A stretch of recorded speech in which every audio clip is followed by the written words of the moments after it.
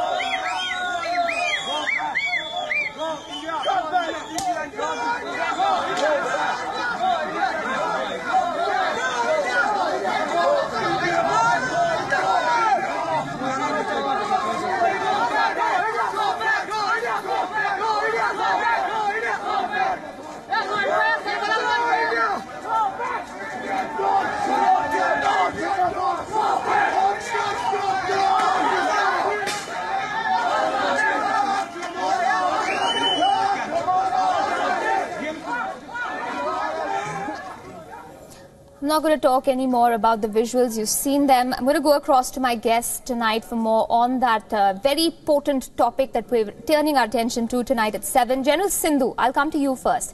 You've commanded a brigade in the state. If I can ask you to take us through the kind of circumstances that army men face in Jammu and Kashmir so that a layman can understand the situation as clearly as possible. Sir, it's over to you. Thank you very much for calling me on your channel. The Army's task is cut out. It is very clear. The direction to it are to ward off external threats. It is normally not deployed for internal duties unless the situation goes out of control. These are actually police matters and law and order matters. However, as we have seen, time and again, after the army has restored the internal situation, things have gone from bad to worse. So as an army man, he has to come to the rescue of the state to ensure that internally his situation doesn't go out of hand. So he looks at the external threat, and in this case it is very, very clear Pakistan has been stoking the fires. These youngsters who are shouting around have no clue as to what is happening. They are leaderless.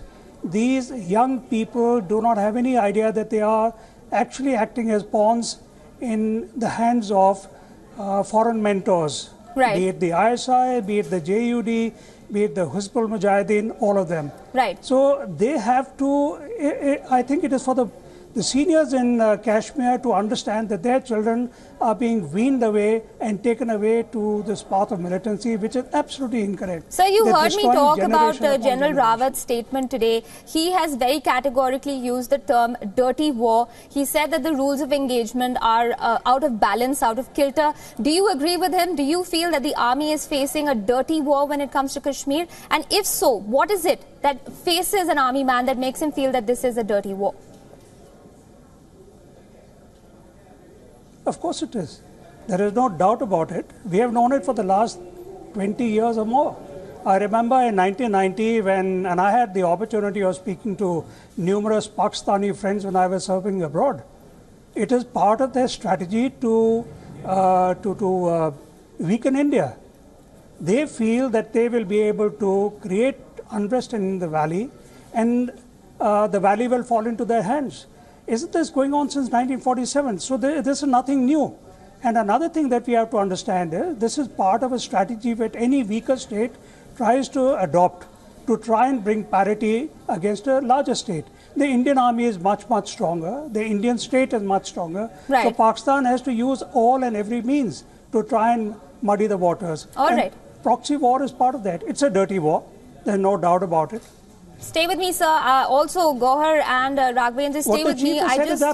Allow me to come in, sir. I just want to take our viewers through a special report that we put together to sort of put in perspective what is going on and perhaps what has prompted the General Bipin Rawat to make the statements that he has in that interview. Take a look.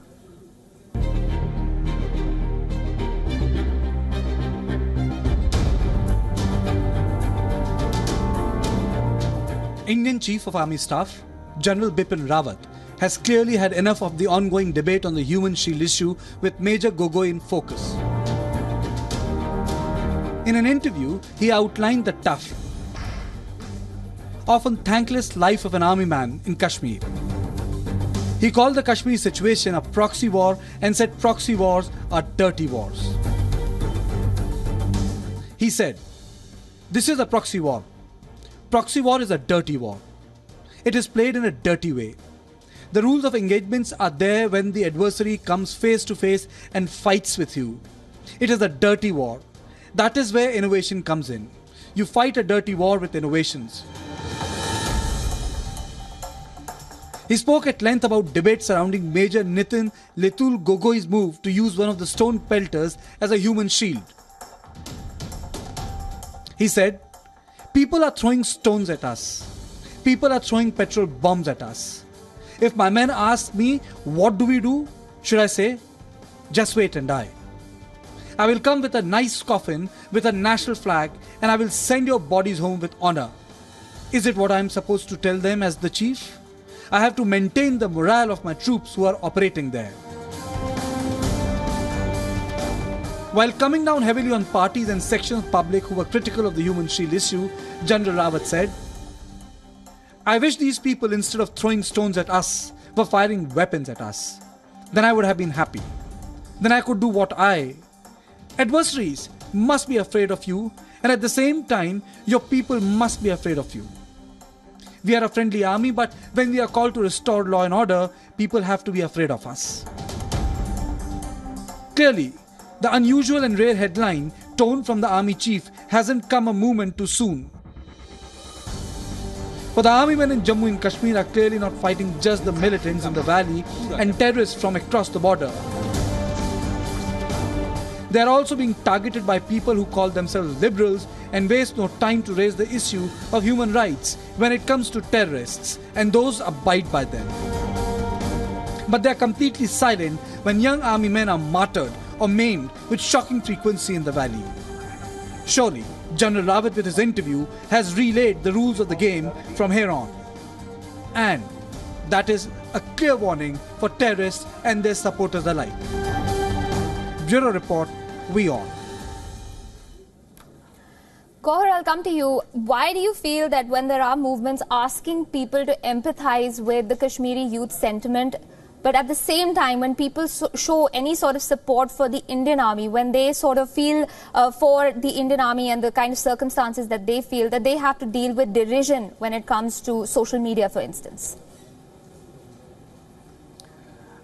First of all, thank you very much for inviting me to your show. I was amazed by this report which you just showed, and also, by the comments made by the first gentleman who spoke on this issue. You have to say, forget about everything. Forget about Kashmir for a moment. Forget about what Delhi thinks about this issue. Think about the human rights organizations like Human Rights Watch, which says that this statement by Mr. Rawat reflects criminal leadership in Indian Army.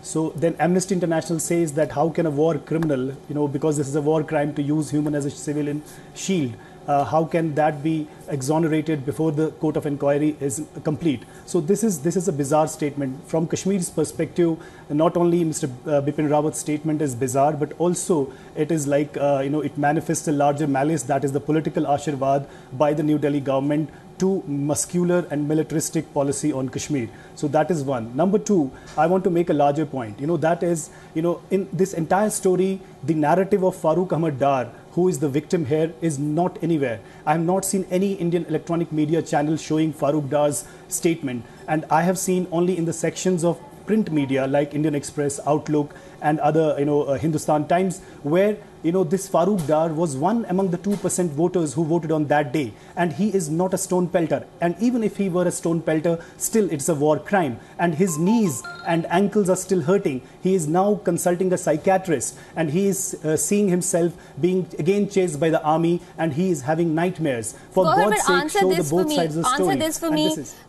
We actually played out the visuals of Dar being tied to the jeep. We did show those visuals in that report right now. I want to ask you, how many times have you seen a similar visual like that before? Is this the first time that you've seen a visual like this?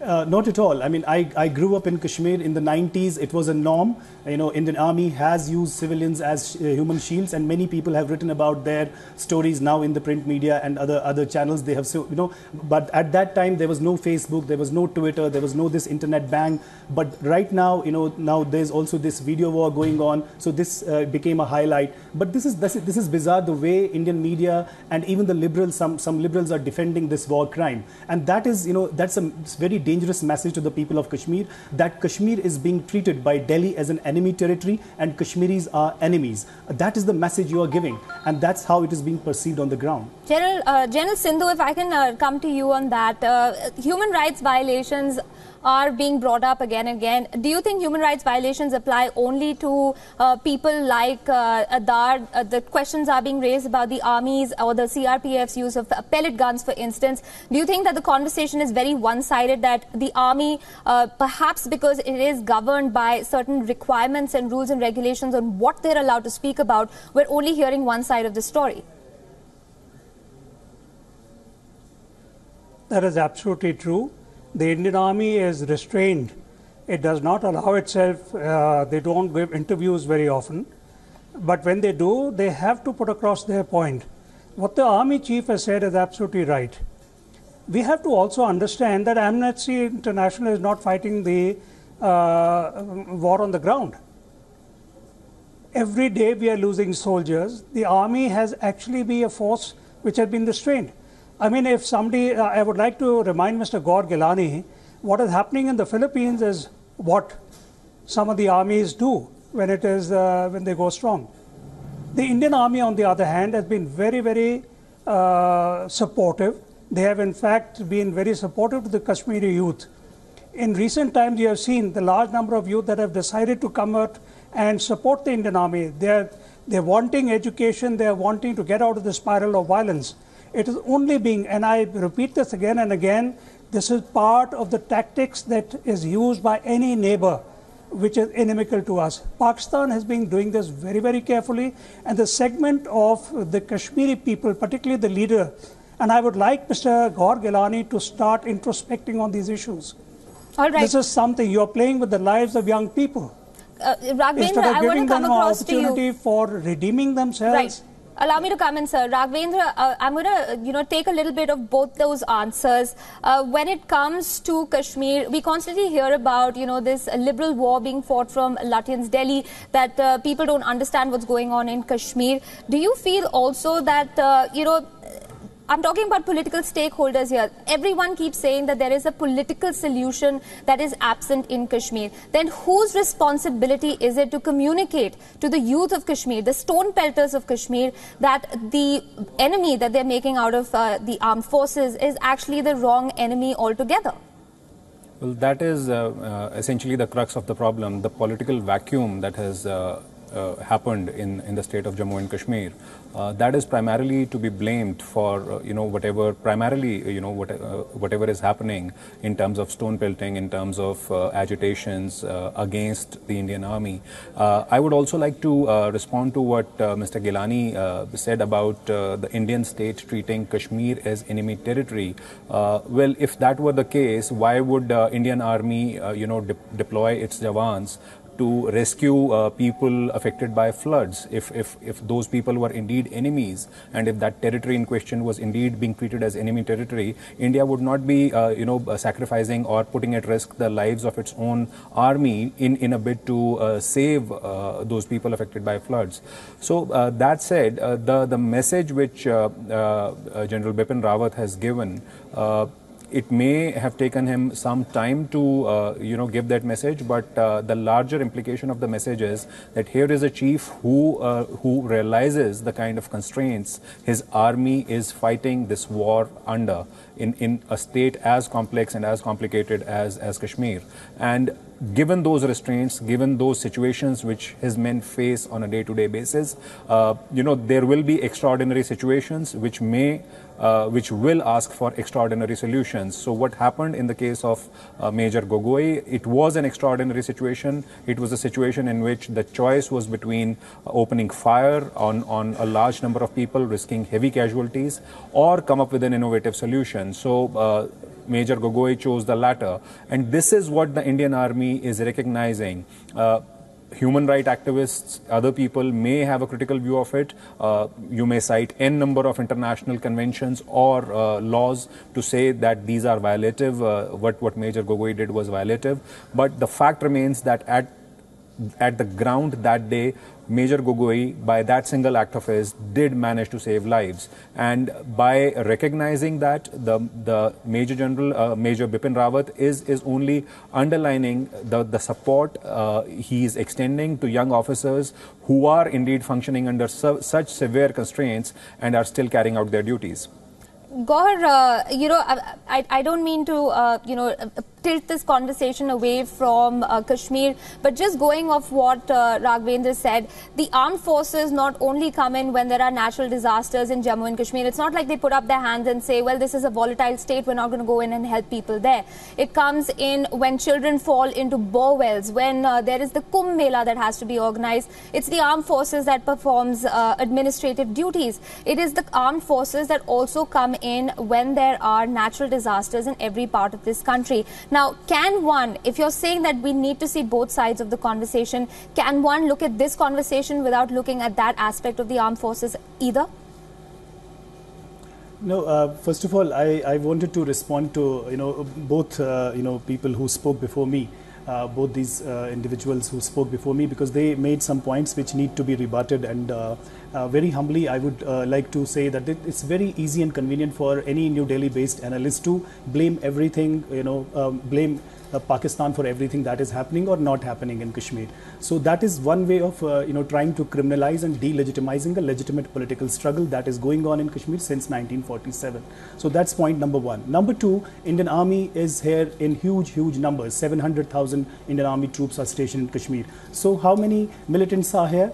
not even 200. So are you saying that it's a dirty war, it's a proxy war, that 200 militants are, trying to, they're powerful than the 700,000 Indian Army men? That is point number one. Point number two, what you're facing in Kashmir is a civilian uprising, that civilians are demanding a political solution. And you cannot treat civilians as terrorists or terrorist sympathizers or whatever terms you use to call people who have a political opinion. So coming to your question, I agree with one part of the statement that was made by the gentleman who spoke before me, that he said that it is actually in the absence of a political solution, and it's the political vacuum that is putting Indian Army and making it look like the only culprit in this entire situation. I agree to that part, because that is exactly what the problem is. Right. The problem is political, which needs a political solution, and that's why it is not even the job of Indian Army to actually maintain law and order. It is the law and order is a state subject, but that's how things are being managed in Kashmir, right, just to keep control on the civilian uprising. All right, stay with me, Gauhar. General Sindhu, Gauhar said that social media has also changed the conversation, that visuals now tell a different story. Perhaps these instances have taken place before, but we've not had visual access to it. But you've been on the ground. Tell me exactly, what does it feel like to be there in Kashmir? If you are facing a situation like this, what is a soldier's first responsibility? Is it towards his men? Is it towards protecting the civilian population? And how does that get further complicated when the two of them are up against each other?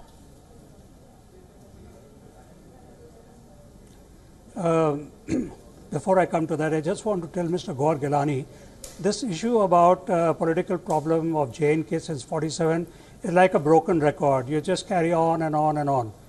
The facts of the matter are entirely different, and those who, like me, who have studied political history and military history, know that the entire thing started off as a territorial problem between Pakistan and India. It has graduated into a political problem, and now it is going into a religious problem. So let's call it at that. I don't think we need a lesson in that. People like me have served in J&K. We understand the pulse of the people. And I can tell you one thing, it is not an easy job facing a mob. A mob has no mind. They are being led by people from behind, and youngsters are being made to face right up front, throw stones, and confront the army. So we have to understand that it is not an easy situation. Yes, the army is not supposed to be there. It doesn't want to be there. And your figures are absolutely wrong. You said 700,000. I think the figure is far, far lesser. In any case, it really shows that the Indian Army is trying its best to prevent any amount of casualties to the local population. Right. I can tell you of large number of instances where we have been helpful. And I think what Raghavendra said, nobody looking at the other side of the story. What about the same soldiers who carry sick children, sick people, carrying pregnant women to hospitals on their backs? That is not what an enemy does. Right. I think, this entire issue needs to be put back again to the leadership. They have to understand they are ruining the future of their own children. Right. Allow me to come in, sir. I'm running out of time. I want to go across to Raghavendra as well. Raghavendra, I want to give you the last word here. Statements about journalists sitting in Delhi and making comments about other, situations. I wonder, would it not be possible for somebody sitting in, let's say, Chennai to comment on what's going on in Delhi, or vice versa? That is part of the conversation. That is what journalists do. Put this in perspective for us. Has the media also become complicit in this conversation? Has that also vitiated the conversation to a degree? Well, that can be a criticism that can be mounted by several people who are not too comfortable when it comes to, discussing the idea of this entire problem threadbare. I mean, these are, just statements you make to, run away from a discussion by saying that so-and-so is a Delhi-based journalist and, does not know the entire picture. I, for one, have been to Kashmir. I have, reported from the ground there. And that is also the case with many others. It is not as if, every journalist who's commenting on Kashmir or who's reporting on Kashmir from Delhi right now has no idea of what he's talking about. So these, it's a very easy way to turn the conversation to a different dimension and probably run away or just to just to say that the other person does not know what he's talking about. But right. At the end of it, I mean, it is a problem. It is a situation which India has been dealing with. It's a situation that has remained there for a while now. A political vacuum does exist there. Had it not been the case, a political solution would have been at least somewhere in sight, which is clearly not the case, despite being a government in place there for some time now.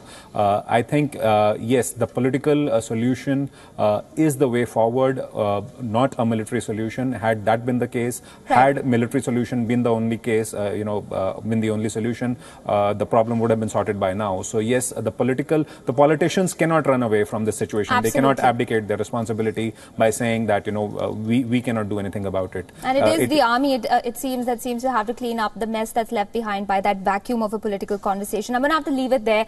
But thank you everyone for being here. This is, as Raghavendra pointed out, this is a democracy. This is a place for everyone to make their points clear. I'm glad everyone was able to bring their point of view to the table. I'm going to wrap up. Thank you, Gauhar Gilani, Major General K.S. Sindhu, and of course Raghavendra Rao for being here with us on the broadcast. We'll wrap up on that note. I'm Aisha Sindhu saying good night. More news follows on the other side of this short break with my colleague Digvijay Singh Dio. Stay tuned.